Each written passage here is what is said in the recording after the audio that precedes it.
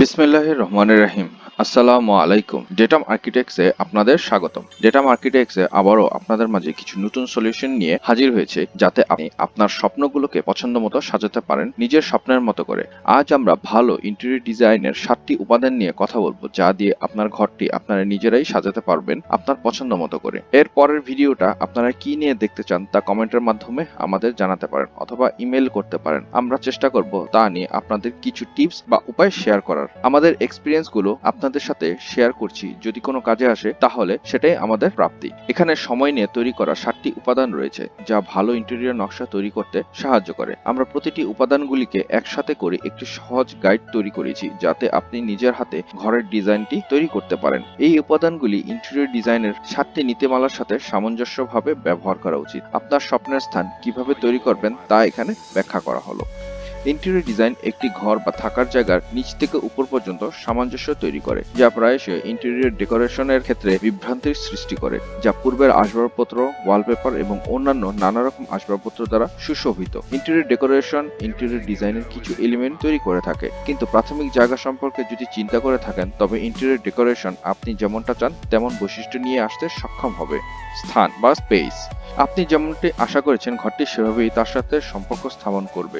আকার আকৃতি, দেয়াল এবং জানালা যা আপনার ধারণার সাথে বিভাগ তৈরিতে সাহায্য করবে। স্থানটিকে ভালোভাবে জানা, যেমন মেঝের আকার, উচ্চতা, কোনো কিউবিক গর্ত বা অ্যালকোভ, যা আপনার সিদ্ধান্তগুলিকে আরো সহজ করে তুলবে। যেহেতু আপনার সাথে একই অঞ্চলের সাথে কি কি বিষয় কার্যকর হবে সে সম্পর্কে আরো ভালো ধারণা পাওয়া যাবে। ঘরটি সম্পূর্ণ হয়ে গেলে সেখানে কিছু পজিটিভ এবং নেগেটিভ জায়গা বের হবে। একটি ঘরকে সঠিকভাবে উপস্থাপন করার জন্য পজিটিভ স্পেস এবং নেগেটিভ স্পেসের মধ্যে ব্যালেন্স তৈরি করা খুবই গুরুত্বপূর্ণ, যেটা আপনার ঘরকে বিজি অথবা বোরিং কোনোটাই তৈরি করবে না।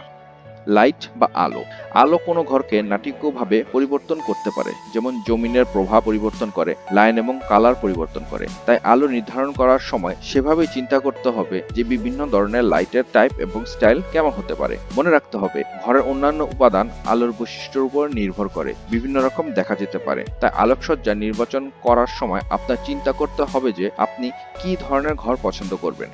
এখানে 4 ধরনের আলোকসজ্জা রয়েছে। এর মাঝে সবচেয়ে উপযুক্ত হচ্ছে ন্যাচারাল লাইট, যা আপনি দরজা জানালার সঠিক প্লেসমেন্টের মাধ্যমে নিয়ন্ত্রণ করতে পারবেন। কৃত্রিম আলো 3 প্রকারের হয়ে থাকে: টাস্ক লাইটিং, ডেস্কের ল্যাম্পস, হেডলাইট অর্থাৎ বেডসাইড লাইট, মুড লাইটিং, এর মধ্যে পড়ে থাকে জেনারেল লাইটিং, এবং আরেকটি হচ্ছে অ্যাকসেন্ট লাইটিং, স্পটলাইট, যা বিভিন্ন পার্টিকুলার হাইলাইট করে থাকে, যেমন পেইন্টিং। লাইন, লাইন একটি ঘরের বেসিক ফর্ম এবং গঠন তৈরি করে, এবং ইহার 3টি বেসিক ক্যাটাগরি রয়েছে: হরিজন্টাল, ভার্টিক্যাল এবং ডাইনামিক। লাইনগুলির সঠিক ব্যবহার সঠিক ফর্ম তৈরি করার জন্য গুরুত্বপূর্ণ, যা পরবর্তীতে আলোচনা করা হবে। হরিজন্টাল লাইনগুলো একটি ঘরের স্টেবিলিটি তৈরিতে সাহায্য করে, যেমন টেবিল, চেয়ার। ভার্টিক্যাল লাইনগুলো প্রকৃতির স্বাধীনতা তৈরিতে সহায়তা করে, যেমন জানালা এবং দরজা। ডাইনামিক লাইন জায়গার মজাদার গতিবিধি এবং কর্মশক্তি যোগ করে, যেমন সিঁড়ি, এবং ইহার নিদর্শন এবং রঙের মধ্যে বন্ধন তৈরি করতে পারে, যা আপনার চোখকে একটি পার্টিকুলার জায়গায় ফোকাস করতে সহায়তা করে।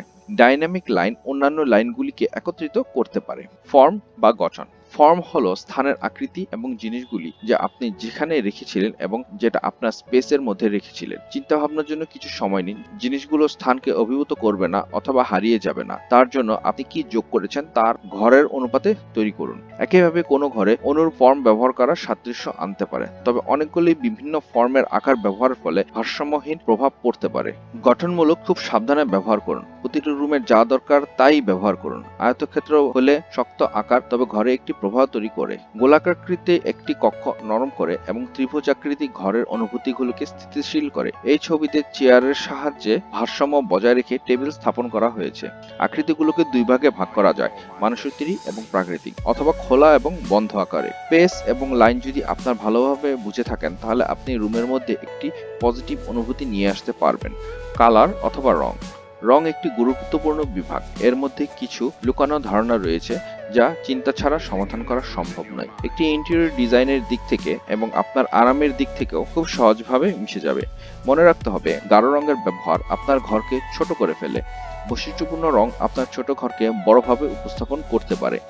এমন রং ব্যবহার করতে হবে যেটা আপনার ঘরের আসবাবপত্র এবং আপনার ঘরকে একসাথে মিলিত করতে পারে। আবেগপূর্ণ রং সবসময় মূল্যবান, যেমন নীল হচ্ছে প্রোডাক্টিভ কালার, সবুজ এবং ল্যাভেন্ডার রং শান্তিভাব নিয়ে আসে।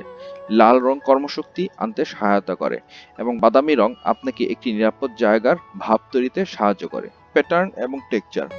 প্যাটার্ন রঙের সাথে নিবিড়ভাবে জড়িত এবং একটি ঘরের বিভিন্ন ইন্টারেস্টিং জায়গাগুলোর সংযোগ তৈরিতে সাহায্য করে, যেমন ছবি, পর্দার ডিজাইন, দেয়ালের ওয়ালপেপার এগুলোর রং দ্বারা হাইলাইট করে একটি নির্দিষ্ট জায়গাকে ফোকাস করতে পারে।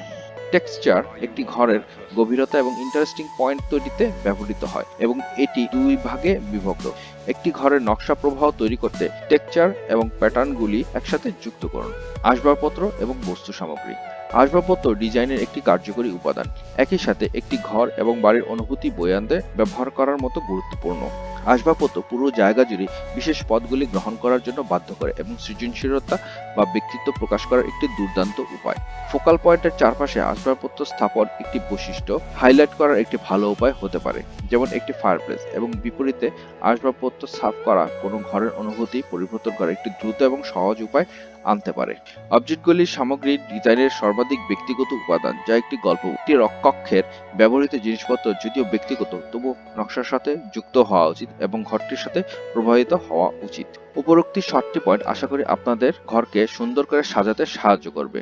আমরা চেষ্টা করছি সবাইকে কিছু কিছু টিপস দিয়ে সহযোগিতা করার জন্য। আপনাদের যদি বিশেষ কোনো প্রয়োজন থাকে তাহলে আমাদের সাথে যোগাযোগ করতে পারেন, ফোন নাম্বারের মাধ্যমে অথবা ইমেলের মাধ্যমে। আমরা আপনাদের সহযোগিতা করার চেষ্টা করব। এখানে আমাদের email address, phone number, Facebook link দেয়া আছে। আপনারা চাইলে আমাদের পরামর্শ নিতে পারেন। পরবর্তীতে আবার নতুন নতুন কিছু টিপস নিয়ে আপনাদের সামনে ফিরে আসব। আমাদের ভিডিওটি যদি ভালো লেগে থাকে তাহলে আমাদের সাথে থাকার জন্য সাবস্ক্রাইব বাটনে ক্লিক করুন এবং পাশে থাকা বেল বাটনটি প্রেস করুন। যখনই আমরা কোনো ভিডিও আপলোড করব সাথে সাথে আপনারা নোটিফিকেশন পেয়ে যাবেন। আর বেশি বেশি করে শেয়ার করুন, এতে করে আমরা আপনাদের জন্য টিপস তৈরি করতে উৎসাহ বোধ করব। ভালো থাকবেন। আল্লাহ হাফেজ।